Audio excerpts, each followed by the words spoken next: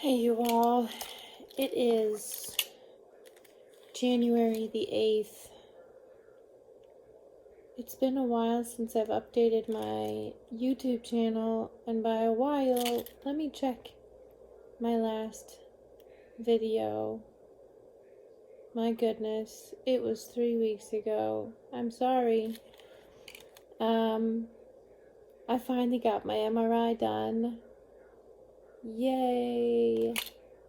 So many things have happened. Let me try and catch you up here. So, here we go. I finally got my MRI done. I'm trying to find a good place to set you guys, but I think I'm going to have to hold you guys. So, hi, hello, sending you spoons, sending you love, sending you everything I can. I don't have much, but I'm sending you everything I can. So I finally got the MRI done. I had to spend 2 full days fighting back and forth, but I spent Christmas Eve day on the phone with the hospital and the insurance company fighting to get my MRI approved because they didn't want to approve it. And then they threw in a CT, so I've got this free CT, not free, but the insurance approved a CT, and I don't know why, and I don't know where it came from, I don't care, but it's just sitting there. So I said, hey, I have EDS, I'll probably need it at some point.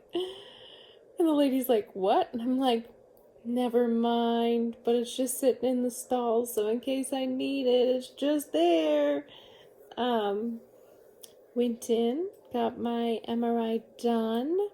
The anesthesiologist was great, so definitely, if I'm going to have a surgery, he is going to be my anesthesiologist.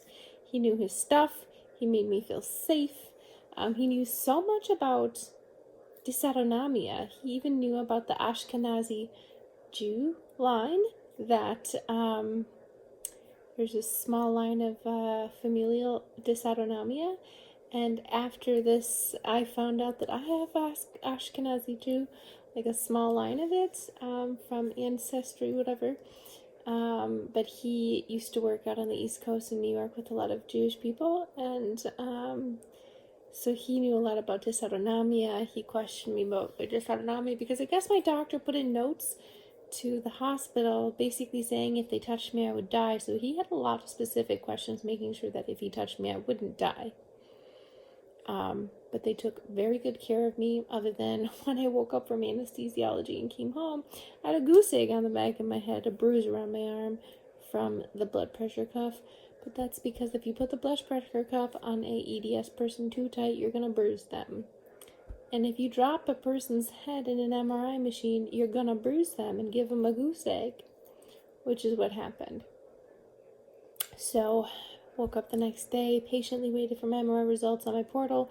Nothing. Then I got the results directly from my doctor, and what I got was basically a list of Sanskrit. And by a list of Sanskrit, this is what was wrong with my spine. Yeah, you see that? That was all the notation of here's what's been updated and here's what's going on inside your spine that's wrong. And I was like, oh, buckets. I'm going to break it down to you really short because I don't even understand most of it. But from my cervical spot, I'm bulging, and I also have a spurring from C4 to C7, which basically means it looks like wax is melting, but it's not wax, it's like spurs. So that's up here. That's where the pain's coming from, up there. Then all of a sudden, we'll catch up to that part later, because this is what I'm dealing with now. Then all of a sudden, they're like, there's something on your lungs. There's a consolidation. It could be fibrosis. It's a bilateral on your lung basis. Otherwise, it's normal, but there's something on your lungs. Then there is in the lumbar section, there is a T2 hyperintense signal imposing. So then I looked that up, and they're like, could be Lyme's, could be MS, could be that, could be this. And I was just like, yo, what? So basically there's a glowing up on my spine somewhere. So we're going to figure out that. Need someone to interpret that. Yep. The end plates are abnormal. Signals abnormal at L4, L5, L4, L5. Disc unchanged compared to 2019 when I got my last MRI. Enhancements of L4, L5, S1, L5, S1, and L4, L5 end plates. Post-surgical changes from a hemilaminectomy at those levels. Then there's other words I don't understand. Multi-level disc height narrowing and disc dissectioning. And then I'm bulging basically from the bottom all the way to L2. So that would be S1, L5, L4, L3, L2. Those are all bulging. And in between all of those bulges, there are annular fissures. So the gushers in between your vertebrae that like keep everything nice and squishy. Imagine those gushers got like popped and it sort of went, and then all of a sudden you're bone on bone and going. That's starting to happen in certain spots, which are then creating like osteocytes and like bony spots and uncomfortable things. And then all of a sudden we learned about these new terms, which are called hypertrophy.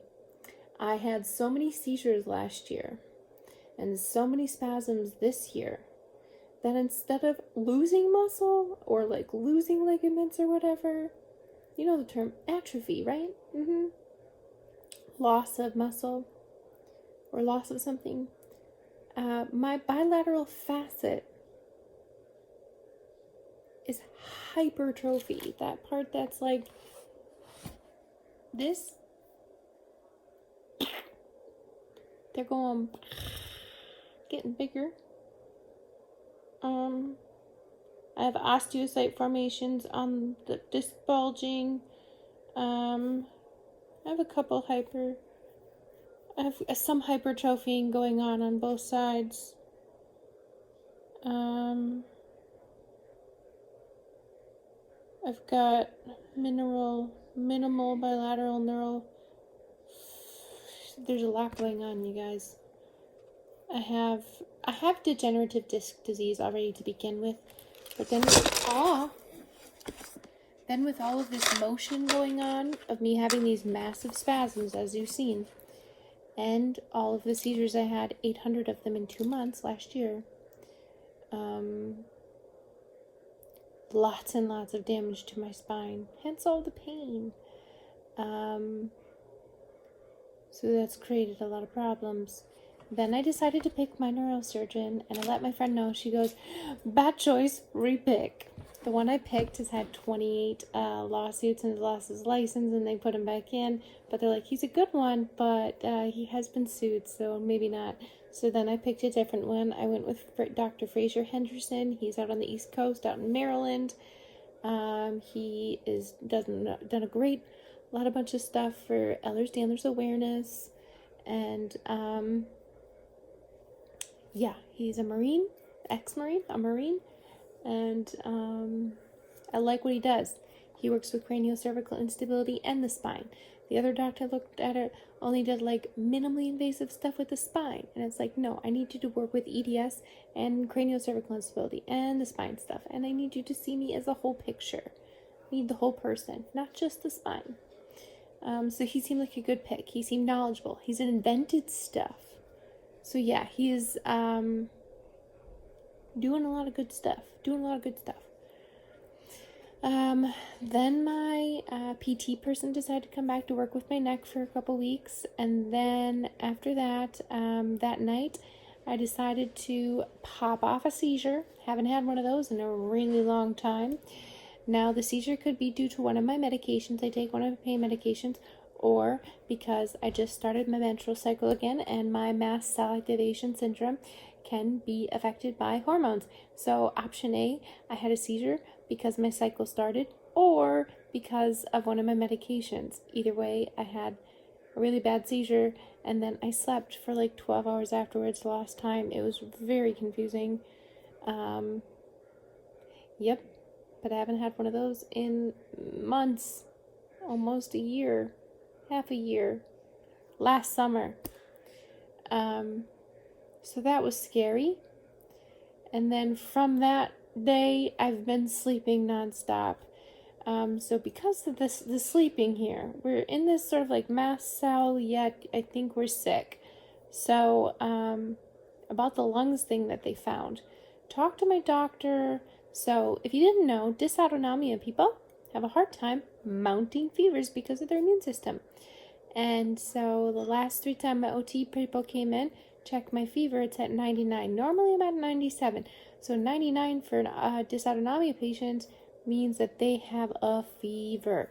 Through this whole time, though, I'm getting COVID tested because I'm having all these things going on. So it's not COVID. And now the doctors are trying to figure out, do you have pneumonia or do you have fibrosis? So I'm getting my lungs scanned. I'm getting an x-ray done on Monday. So to figure out what's going on. I've been coughing a lot. I've literally been sleeping nonstop because I can't stay awake. Literally, I have enough energy to make this video and I'll probably sleep. If you see me, my eyes are just like, this isn't medication. This is me just trying to stay awake. I'm also trying to just keep my thoughts going because if I don't, I'll just fall asleep. And there are my thoughts going. Shoot. Give me a minute.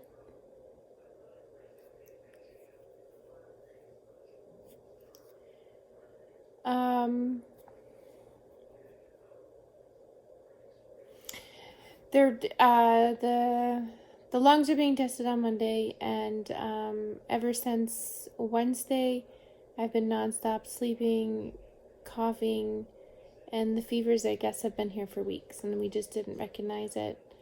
And I've just been lethargic. I have no appetite. My appetite's been gone for a couple weeks, but now it's really, really gone.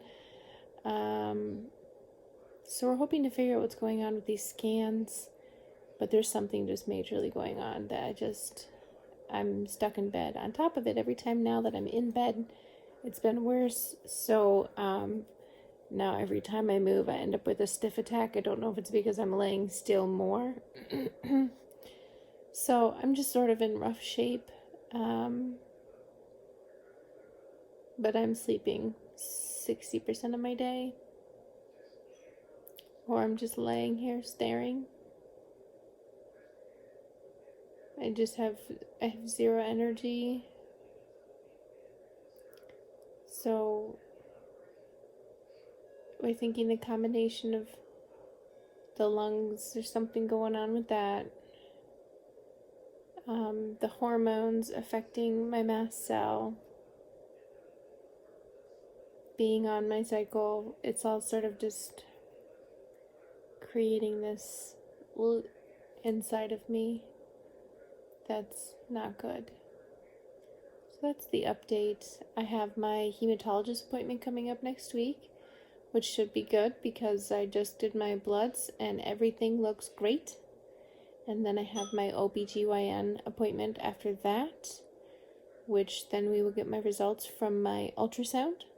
And then we will then start the discussion for the hysterectomy, which I am still at peace with. I know once I get closer to it, I definitely will need my support system. But for now, I am at peace with it. I think this is all the energy I have. Normally I would chat longer. And my brain is just mush. But I wanted to put out a video because I haven't in a while. And I wanted to update you. So my referral is out to my neurosurgeon. My referral is out to Johns Hopkins. I'm waiting to hear back from them. Getting my lung scan on Monday. The ultrasound done. And I'm waiting to hear back the results from them. I will hear back from my hematologist about the results from my blood work.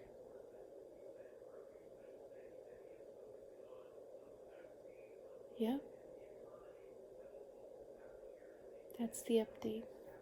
Peace, love, and Cookie Month to you guys. I love you all. Be good. Stay safe. Sending good vibes. Okay, I love you.